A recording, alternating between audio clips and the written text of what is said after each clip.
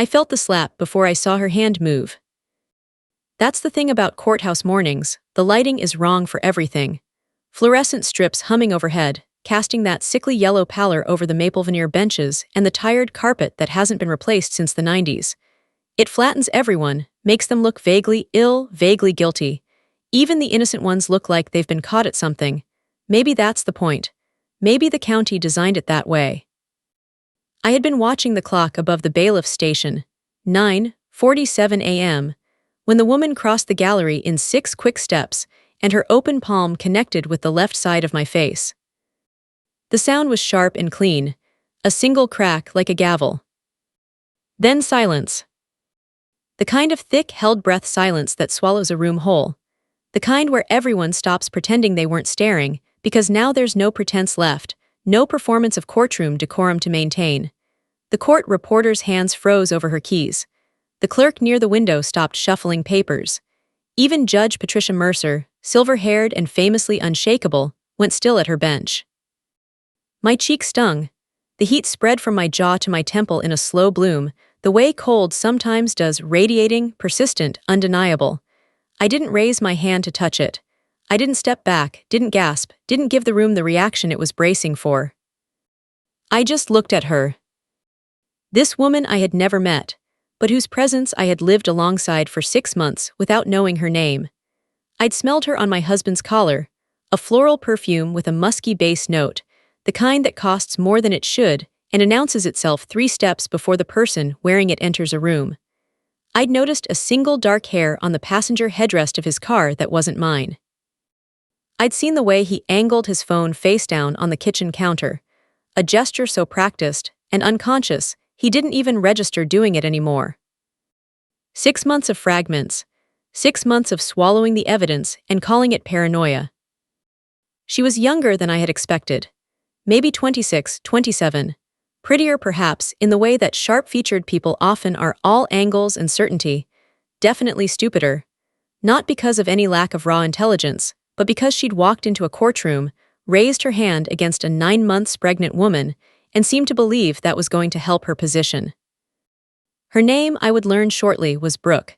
She'd rehearsed this moment, that much was obvious. I could see it in the way she held herself afterward, chin raised, chest heaving, like she'd just delivered a speech she'd been practicing in her bathroom mirror. She had expected me to crumble, or to scream, or at the very least to cry, and crying in a courtroom always looks bad for the crier regardless of who drew first blood. What she hadn't planned on was my belly. 9 months pregnant makes people uncomfortable in ways they can't fully articulate. It forces a kind of reckoning with consequence, with time, with the undeniable physicality of what has been done and what cannot be undone. It makes people choose sides on an almost biological level. The gallery had already been with me before I walked in. I'd felt it when I settled into my seat, the quiet attention of strangers who'd come for their own mundane legal matters and found themselves watching something else entirely. After the slap, that attention shifted into something harder. "You don't deserve him." Brooke's voice shook as she said it, not from grief, I realized, but from performance anxiety. She'd rehearsed the line and wasn't sure she'd hit the right note. She'd pitched it loud enough for the gallery to hear, which told me everything about what she'd imagined this moment would be. A scene. A confrontation in which she was the protagonist. "You never deserved him." My lawyer, Monica Voss, sharp, 41, 3-time winner of the State Bar's family law distinction, started to rise beside me. Her chair scraped back an inch, her hand already moving toward the papers in front of her, as though she could use emotion to stop whatever was about to happen. I touched her wrist. "Not yet," I said. Monica went still. I could feel every set of eyes in the room. The court reporter watching over her frozen keys. The 2 security guards whose job it was to prevent exactly this kind of thing, and who were now exchanging the glance of people trying to determine who was going to be written up for letting it happen.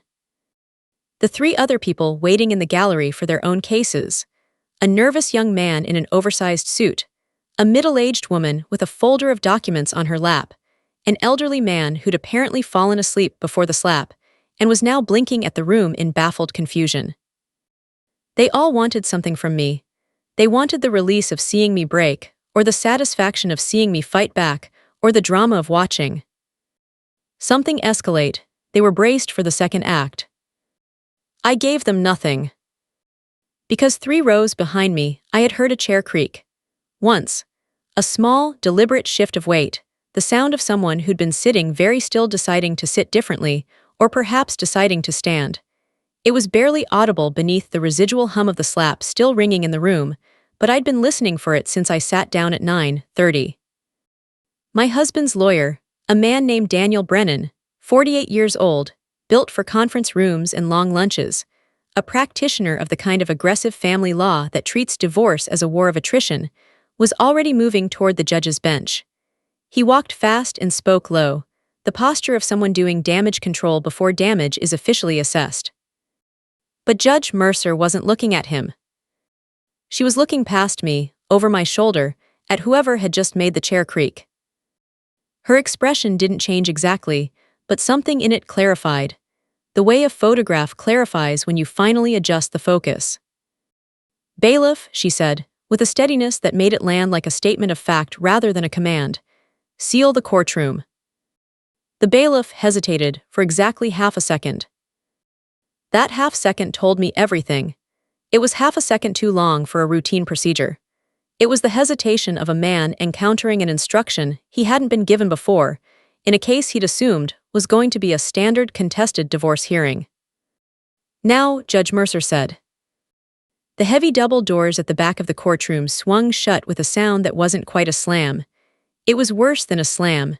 It was a clunk, deep, mechanical, final, followed by an echo that bounced off the low ceiling and seemed to settle into the floor, like the room itself had exhaled. The young man in the oversized suit looked at his phone instinctively, then put it away. Brooke turned to look at the sealed doors, and then at me, and for the first time since she'd entered the room, the architecture of her expression cracked. The practiced certainty gave way to something rower. She didn't understand what was happening. She had expected this to be her moment, her confrontation with the obstacle standing between her and the future she'd been promised.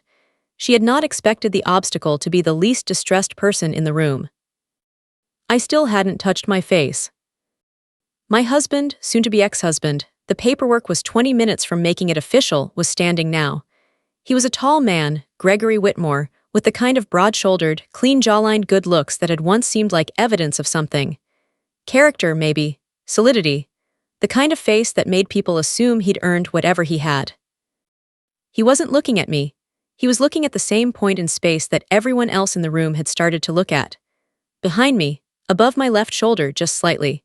His face had gone pale, not the color-drained pale of simple shock, but a specific gray quality I had seen on him exactly once before, when his father called to tell him the old man was changing his will.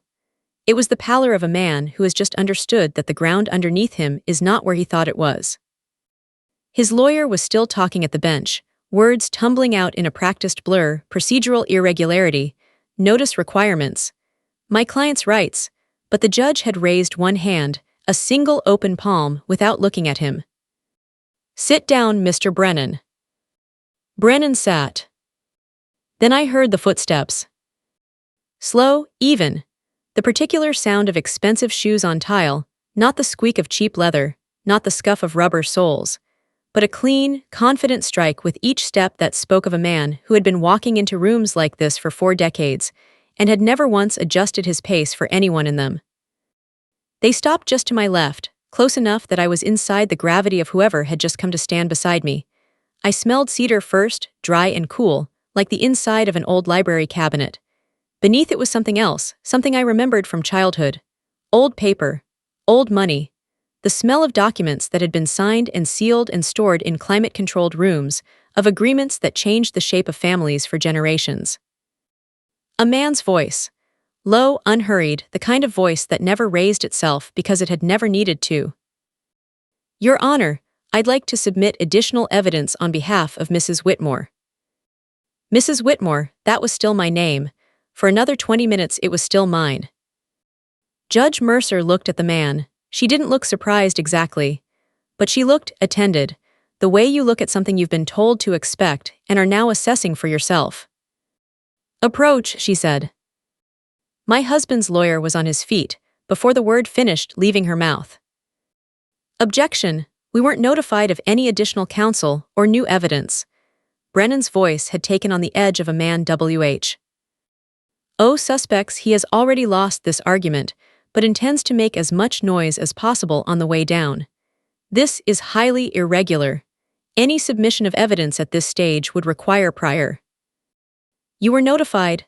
The man beside me didn't raise his voice, didn't shift his posture, didn't acknowledge Brennan with anything other than the fact of his words. This morning, certified letter, delivered to your office at 7:52 a.m. I have the delivery confirmation and your receptionist's signature on the return receipt, if you'd like to review it. I have copies for everyone in the room. Silence. A different kind than before. Not the breathless silence of shock, but the airless silence of a trap clicking shut. I watched my husband's face. He'd been staring at the man since the moment he spoke. I could see the exact moment recognition landed, a sequence of small muscular events running from his eyes down to his jaw, ending with a clenching that made the muscle in his cheek jump. Whatever color had remained in his face drained with the efficiency of water finding a drain. Brennan leaned sideways and whispered something fast into my husband's ear. Gregory didn't respond. He didn't even blink. He just kept staring at the man standing beside me, the way you stare at something you believed you'd successfully buried years ago, something that has just walked back through your front door wearing its best suit. Brooke tugged on his sleeve. Who is that? He still didn't answer her. Judge Mercer gestured toward the bench. Let's see it. There was the sound of a briefcase, the clean snap of a leather folder being opened, the rustle of papers organized by someone who had organized papers for a very long time and had never once lost a document in his life. My lawyer Monica sat completely still beside me, not frozen still. There's a difference. Frozen is involuntary, still is a choice. I caught the smallest possible twitch at the corner of her mouth, the barely there press of a smile she was containing with considerable professional effort. She had known. Of course she had known. This had been her idea. 3 months ago, sitting in her office at 9 o'clock at night with a cup of cold coffee between us and the first of the bank statements spread across her desk, Monica had looked at me with an expression that was part fury and part focused intensity and said, "We need someone he can't get to. Someone with a history with this family's money. Someone whose name will change the temperature of the room the moment he hears it." I had made one phone call the next morning. Judge Mercer took her time reading. 1 page, 2, a third. Her face did not change in the way most people's faces change when they encounter something unexpected, no widening of the eyes, no parting of the lips. But her fingers, I noticed, tightened on the edge of the document she was holding. An almost imperceptible increase in pressure, the kind of tell that only exists in people who have spent years training every other muscle in their face into stillness. When she finally looked up, she ran her gaze around the room in order. First to my husband, then to Brooke, then to me. "Mrs. Whitmore," she said, and her voice had changed in a way that was almost inaudible, quieter, somehow more serious, which given Judge Mercer's baseline level of seriousness was saying something. "Are you aware of what's in this file?" I let 2 full seconds pass. I had practiced this. Not in a performative way, I'm not an actress, and I wasn't putting on a show for the gallery. I'd practiced the 2 seconds because I knew what I would feel in this moment, and I'd needed to prepare for it. I'd expected the anger. The grief was the one that had surprised me. These past months, grief for the version of this man I had believed in, grief for the marriage I'd thought I had, grief that existed alongside the fury and wasn't diminished by it. I'd made peace with the grief. I'd let it do its work. I wasn't carrying it into this room. "Every word," I said. There was a beat of absolute quiet. Then Brooke laughed. It was a short, sharp sound, like something had startled out of her before she could stop it. Nervous, brittle, with the quality of a person who has decided that the most aggressive thing she can do right now is refuse to be afraid. "This is insane," she said. Her voice was louder now, the performance of certainty that people adopt when certainty has already left the building. "She's just trying to, this is a tactic, this whole thing, it's just a..." "Ma'am," Judge Mercer didn't raise her voice. She didn't need to. There was a quality to her delivery that made the room itself seem to contract slightly, a sudden tightening of the air. I'm going to need you to be quiet." The laugh died in Brooke's throat. She sat down, slowly, like a building losing structural integrity floor by floor. My husband had not moved since the file was placed in the judge's hands. He was gripping the edge of the table in front of him. I could see his knuckles from where I sat, bloodless and prominent, the skin stretched white over the bones. His eyes were locked on the folder. Not on the judge, not on me, not on the man standing beside me. On the folder. The way you watch a thing that you know is dangerous and cannot stop looking at. The way you track the movement of something that intends you harm because looking away is somehow worse than watching it come. He knew what was in it. He knew enough to know that what was in it was the end of the story he'd been telling about himself for years. Judge Mercer turned another page. The paper made a soft sound in the sealed courtroom. It was very loud. "Mr. Whitmore," she didn't look up when she said his name. "On your financial disclosure, you listed your annual income as $73,000. Is that correct?" Brennan was on his feet. "Your Honor, I can speak to the financial." "I'm asking your client." A pause. Brennan looked at Gregory. Something passed between them that I wasn't meant to see, some rapid calculation, some assessment of how much worse it would get if they stonewalled here versus how much worse it would get if they confirmed. My husband cleared his throat. "Yes. And the basis for your petition for full custody of the minor child is, in part, Mrs. Whitmore's alleged financial instability. Her inability to provide a secure home environment." "That's correct, Your Honor." Brennan again, finding his footing, slipping back into the professional register. "Our position has consistently been that Mrs. Whitmore's dependence on marital assets, combined with her lack of independent income over the last 3 years." The judge closed the folder. Slowly, deliberately. She set it on the bench in front of her and rested both hands on top of it, flat and still. The gesture of someone who has just finished reading the last page of a very important document and is taking a moment before they speak. "Then perhaps," she said, "one of you can explain to me why there are 12 separate accounts, held in your client's name and under 3 corporate entities that trace back to him, containing assets totaling just over $2 million. The courtroom did not go silent. Silence implies a neutral state. This was something else, an active absence of sound, as though the air itself had been vacuumed out of the room. I felt the baby kick. Once hard, right under my ribs, sharp and certain, like a punctuation mark.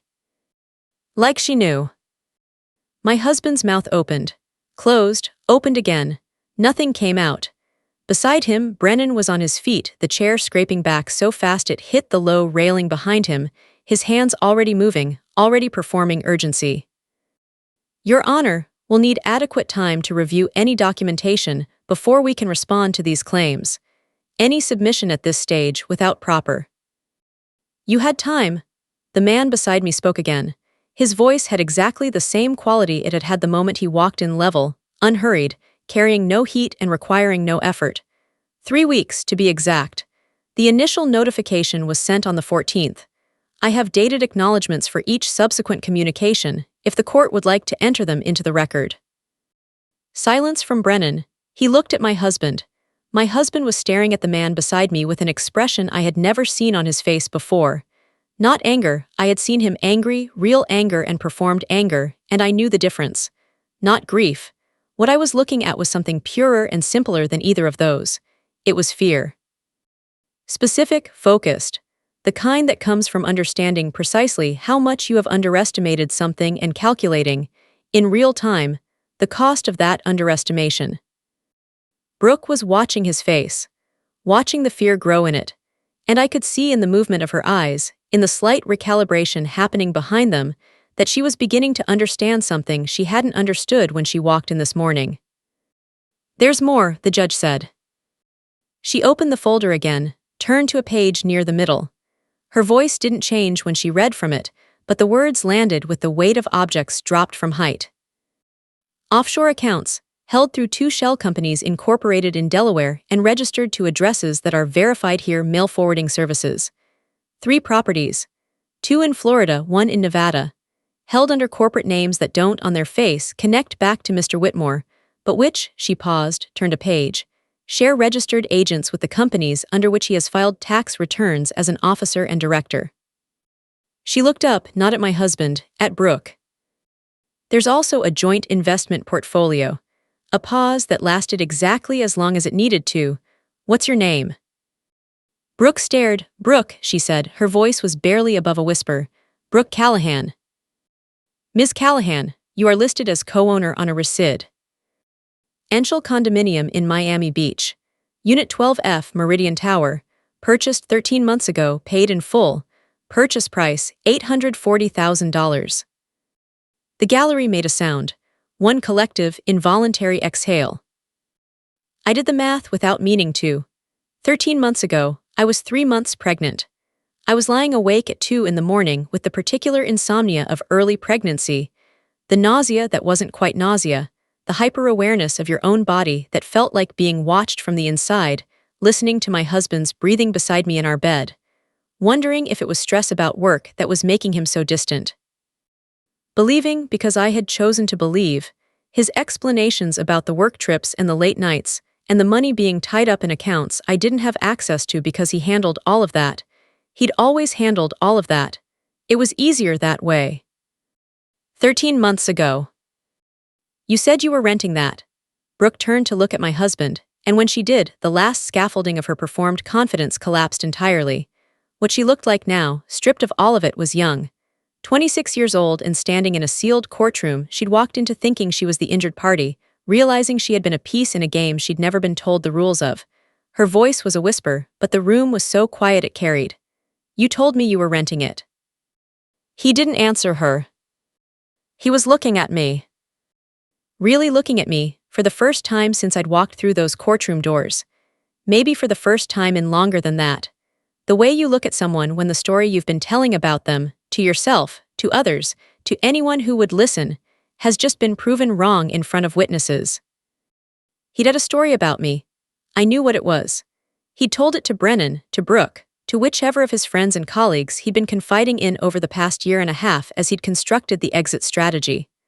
The story was about a woman who'd become demanding and controlling and emotionally volatile, a woman who'd changed after the pregnancy news, a woman who had made his life impossible and was now trying to take everything he'd built through her own legal aggression. He was looking at the woman in that story. But the woman in front of him had been sitting still in a sealed courtroom, with a handprint blooming on her cheek, while a folder systematically dismantled everything he'd built on the assumption that she would never find it. I stared back. I didn't blink. Your Honors. My voice surprised the room, not because it was loud, it wasn't, but because it was the first time I had spoken since the proceedings were interrupted, and somehow in the mathematics of everyone's attention, they had almost forgotten I was a participant and not a subject. May I speak? Judge Mercer nodded, one small, deliberate movement. I took my time standing. This was not a performance either, though I was aware of how it read. My body required time and deliberation to stand up now 9 months along, the baby sitting low, every movement requiring negotiation between what my center of gravity used to be and what it was now. I let everyone see it. The weight of it. The effort. The very specific vulnerability of being physically large and late and slow in a room where someone had just raised their hand against me. Let them see it. Let them see all of it. I stood. The baby shifted as I rose, resettling herself in the new geometry. I'd like to withdraw my request for alimony, I said. Monica's head turned toward me with a precision and speed that under other circumstances would have been funny. She opened her mouth. Mrs. Whitmore, she started, her voice carrying the tightly controlled alarm of a woman watching someone she spent 3 months preparing step deliberately off a cliff. I don't want his money, I said. I kept my eyes on the judge. Not on Gregory, not on Brennan, not on Brooke, who had begun crying quietly in the row behind the council tables. On the judge, who was watching me with an expression I couldn't fully read but recognized as a specific kind of judicial attention, the kind she reserved for moments that were going to matter. Monica, I said her name softly but clearly. She stopped. I could feel her recalibrating beside me, running the calculation, arriving at the same conclusion I had arrived at weeks ago. She exhaled slowly through her nose. I looked back at the judge. I don't want alimony, I don't want a percentage of the disclosed assets, and I don't want the house. I paused. What I want is full and sole custody of our daughter. What I want is every account, every property, every financial instrument, and every asset that is in any way connected to Gregory Whitmore, disclosed and undisclosed, known and unknown, frozen immediately, pending a complete forensic audit. I want a court-appointed forensic accountant, not one proposed by either party's counsel. I want the Audi T to trace every transaction, every transfer, every shell company and corporate entity back to its source, and I want it completed before any financial settlement of any kind is considered. The room had gone very quiet again, but a different quiet than before, the quiet of people reassessing. My husband stood up. "You can't," he started. "Sit down," Judge Mercer said. He didn't. He stood there with his jaw set and his eyes on me, and for a moment he looked exactly like the man I had once loved, certain, decisive, used to being the one who moved and made things happen while other people adjusted their positions around him. "This is a manipulation," he said, his voice controlled but not quite level. "She's been planning this, she's had people gathering." "Sit down, Mr. Whitmore." The judge's voice had acquired a quality like a stone wall. Solid, immovable, not raised, not lowered, just there. He didn't sit. The man beside me moved. Just a step. Just one step forward and slightly to the left, enough to place himself in Gregory's direct line of sight, without being between him and the bench. The movement was measured and unhurried, the kind of thing a man does when he wants to be seen without making a scene, when the message is in the positioning itself. I had still not turned around to look at him.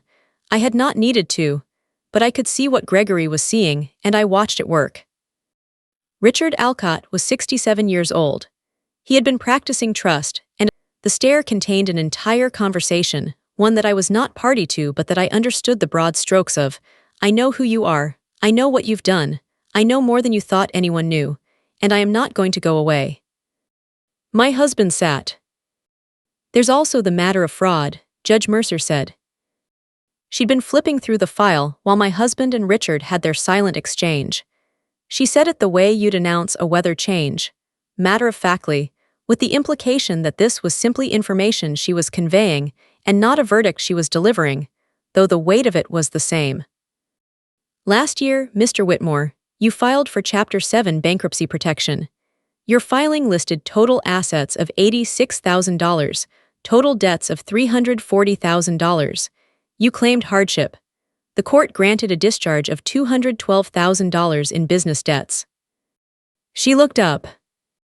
"You filed that petition while holding, by our current count, just over $2 million in undisclosed accounts and assets." The silence afterward had a texture to it, like something settling. "That's a felony," I said. I said it simply, quietly, not for Gregory, he knew, not for the judge, she knew. I said it for the record and for the gallery, and because it needed to be said by a human voice rather than a document. Brennan was on his feet again, but whatever professional apparatus had been running behind his expression for the past 40 minutes had begun to show signs of strain. He looked like a man recalculating his own position in real time, assessing the ratio of billable hours to reputational risk. "Your Honor, these are serious allegations that require—" "They're not allegations." Richard spoke for the third time. His voice had the same quality it always did, the authority of a man who only speaks when he has something to say, and has always had the patience to wait until he does. "The documentation includes bank records, wire transfer logs, corporate registration filings, and correspondence that establishes not only the existence of the assets, but the deliberate effort to conceal them during bankruptcy proceedings. We have cooperating testimony from a financial institution in the Cayman Islands and a notarized statement from the registered agent of 2 of the shell companies. The U.S. Attorney's Office has been copied on this filing." The room processed this information. Someone in the gallery, I couldn't tell who, let out a breath that was almost a word. Brooke stood up. She did it the way people stand when they can no longer remain seated, when something in the body decides that sitting is no longer sustainable. Her hands were shaking visibly. Her face had undergone a complete transformation from the woman who had walked in. Inetti minutes ago with a prepared speech and a raised hand. What was on her face now was the specific expression of a person realizing they have been used, not seduced, not deceived in the ordinary way of a love affair, but used as a material in someone else's construction, the way you'd use a dummy corporation or a borrowed name. "I didn't know," she said, her voice cracked across the words. "I swear to God I didn't know about any of this. He told me, he said she had taken everything. He said," she stopped, pressed her hand flat against her sternum as though holding something in. "He said the money problems were because of you, because of this." She gestured at me, at the baby, at the whole landscape of what I represented. "He said you were draining him." "He lied," I said it without inflection. Not cruelly, not with triumph, just plainly. The way you state a structural fact about a building, the foundation is cracked, the wiring is wrong, this does not hold up. Brooke's face crumpled. She looked at my husband then, the way people look when they need to see something confirmed, not because they don't believe the evidence, but because they need to watch the person they trusted fail to deny it. She needed to see him not save her from this. He didn't look at her. She stared at his profile for a long moment. This man who had bought her a $840,000 condominium, who had taken her to restaurants that cost more than my monthly grocery budget, who had put her name on the deed while she thought they were building a future together. This man who had looked her in the eye and said, "My wife is the problem, you're the answer," and she started to understand the shape of what had actually happened.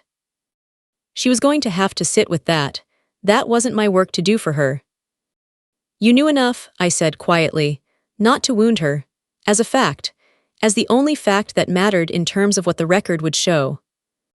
Brooke sat back down.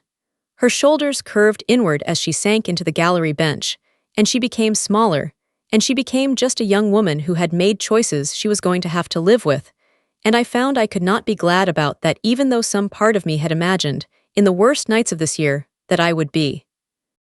Judge Mercer began speaking in the measured, authoritative cadence of a woman who has spent 23 years translating the broken architecture of human relationships into enforceable legal language. "Mr. Whitmore, I am ordering an immediate freeze on all accounts and assets identified in this submission, pending a full forensic accounting investigation. This freeze is effective immediately and is not subject to modification or lifting without a hearing before this court." She turned a page. "You will surrender your passport to the bailiff before you leave this building today. You will not enter into any new financial agreements, transfer any assets, or contact any financial institution holding accounts in your name or in the name of any associated corporate entity without prior court approval." She looked at Brennan, who had sat back down somewhere in the middle of the orders and was now very carefully studying the table in front of him. "The court will appoint an independent forensic accountant within 10 business days. I am additionally referring this matter to the U.S. Attorney's Office for review of the bankruptcy fraud allegation. Mr. Whitmore's counsel will receive formal notification by end of business today." My husband had stopped gripping the table.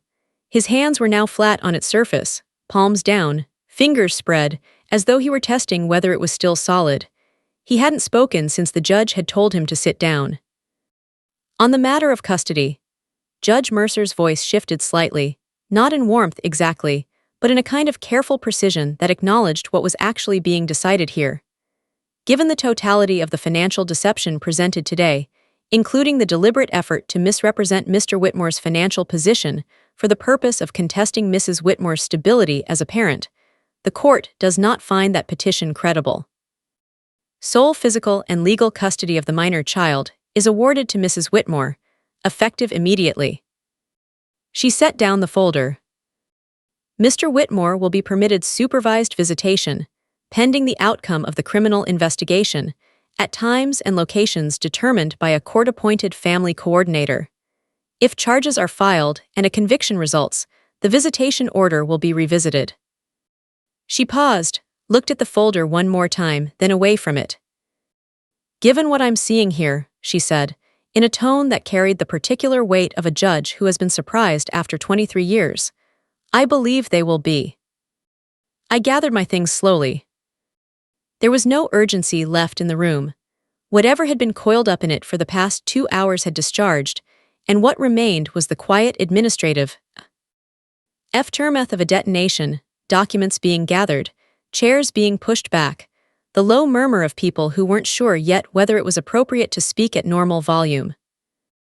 Monica stood beside me as I reached for my bag, her hand light on my elbow, supportive, not guiding. Present without presuming. She knew I didn't need help.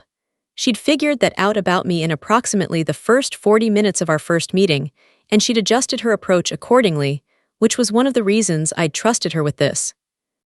"Mrs. Whitmore," Richard said behind me. He said it gently. I turned. He looked exactly the same as he had when I was a child, and he'd come to our house for dinner, when my father was still alive, and the house was still full of the particular warmth of a family that was intact. Silver-haired, sharp-suited, eyes that had spent 40 years reading rooms and documents, and people with equal precision. He had the face of a man who had seen many things come apart and had helped people survive the coming apart, and who knew the difference between what could be salvaged and what couldn't. I thought about the phone call I'd made 3 months ago. 7 in the morning, sitting on the kitchen floor with the garage door closed and a bank statement in my hand, the baby kicking insistently as though she'd been trying to tell me something. I'd called him because I didn't know who else to call. Because my mother was gone and my father was gone, and what they'd left behind, besides the money and the property and the legal architecture Richard had been maintaining for 40 years, was the fact of Richard himself, reliable, incorruptible, available when it mattered. "Thank you," I said, "for all of it." He nodded once, the nod of a man who doesn't require thanks but accepts it gracefully. "Your father would be proud," he said. I believed him, completely, without qualification. I knew what my father had thought of men like Gregory Whitmore, not because he'd ever met Gregory, but because I'd had enough conversations with him in the years before he died to know the shape of his values. He had respected earned things and distrusted performance. He had loved my mother with a solidity that was undemonstrative and absolute. He had told me once, when I was 16 and crying over some boy who'd done something thoughtless, that the measure of a person was not what they did when it was easy, but what they revealed when it cost them something. He would have recognized what this year had cost me. He would have seen what I'd done with it. I believed Richard completely. I walked past Gregory on the way to the door. I hadn't planned to stop. I had planned to walk straight out, to let the gavel and the orders and the sealed courtroom be the last word, to let the legal documents do the talking they were designed to do. I had been very good about not doing things for the wrong reasons, and stopping to speak to him carried risk. The risk of grief, of old love turned to something sharp and useless, of saying something that would read as anger when what I was actually feeling was something closer to exhaustion. But I stopped. I stopped because there was one thing I needed him to hear from my voice, not from a document. "Her name is Caroline," I said. He looked at me, not with fear now, with something more complicated, something that might have been, in another man or another life, the beginning of shame.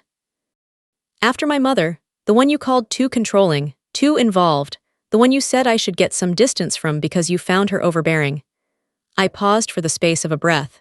"You found her overbearing because she asked questions, because she noticed things, because she looked at you and didn't accept the surface of it, and you knew she saw the gap between what you were and what you were pretending to be." My mother had been dead for 4 years. She had never met Gregory Whitmore. She had only heard about him in the early flush of our relationship, when I called her every Sunday and told her about the man I'd fallen in love with. She'd been gracious about it. She'd asked careful questions. She had never, in any of our conversations, said anything directly critical. But I remembered a silence she'd given me once, when I'd been explaining some particular decision Gregory had made, about the money, about where we'd live, about which of my friendships he was comfortable with, and which he found unnecessary. I'd been explaining it in the register of a woman who has already accepted the explanation she's been given and is performing it for someone else, and my mother had been quiet for a moment, and then she'd said, in the careful voice of a woman who loves her daughter more than she needs to be right, "Just make sure you stay close to yourself, baby." That's the only thing I'd say. I had not stayed close to myself. For a while. But I was very close to myself now, standing in a sealed courtroom with a handprint still. L warm on my cheek, and a daughter moving under my hands. Caroline is going to be her grandmother's granddaughter, I said. She's going to be taught how to notice things, how to ask questions, how to look past the surface of people and circumstances and decide what's actually there. She's going to understand money and how it works and what it means and what it doesn't mean. She's going to know her own worth in a very specific and unassailable way. I looked at him steadily. She's going to be everything you were afraid of when you looked at my mother. And she's going to carry our name. I paused. The only thing you gave her was your absence. And I'm going to make sure she understands exactly what that means, not to wound her with it, but because she deserves the truth about the people who made her. He opened his mouth. I don't know what he was going to say. I don't think he knew either. I walked to the door. Behind me, Judge Mercer's gavel came down, one clean, definitive crack, the sound of something closing. The bailiff pushed the heavy doors open. Late morning light from the courthouse corridor spilled in and fell across the carpet, warm and indifferent to everything that had just happened. I walked through the doors. Monica fell in step beside me, her heels quiet on the polished floor. Richard followed a half-step behind, his briefcase closed, his work done. The baby kicked once more as we reached the corridor, a long, slow press against my ribs that I'd come to recognize as her settling, as her rearranging herself in preparation for whatever came next. She'd been so still during the worst of it, through the slap and the silence and the sealed doors, and now she was moving again as if she'd known it was safe. Maybe she had. I put my hand on my belly and kept walking. Outside, the June morning was already bright and indifferent, the kind of day that doesn't know what it's witnessed, that goes on being itself regardless of what has occurred in rooms with sealed doors and fluorescent light. The city went about its business around us, unremarkable and whole. I stood on the courthouse steps for a moment and let the air hit my face, both sides of it. "Where to?" Monica asked. I looked out at the street, at the ordinary, unremarkable machinery of a Thursday morning, at the life that was waiting on the other side of this day, the life I would build with my daughter in it, the life that was going to be shaped by what I had refused to be and what I had chosen to become. "Home," I said. And I meant it in every sense of the word.